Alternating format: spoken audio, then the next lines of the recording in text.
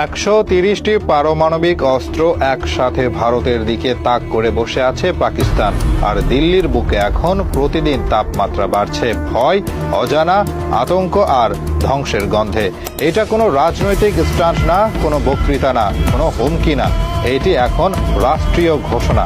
পাকিস্তানের একজন সিনিয়র মন্ত্রী সম্প্রতি সরাসরি ঘোষণা দিয়েছেন 130টি পারমাণবিক অস্ত্র ভারতের উপরে নিশানা করে রাখা হয়েছে, আর সে অস্ত্রগুলো ব্যবহারের জন্য সম্পূর্ণ প্রস্তুত। এই লাইনটা দিল্লির গোপন কক্ষে রাত্রির ঘুম উড়িয়ে দিয়েছে।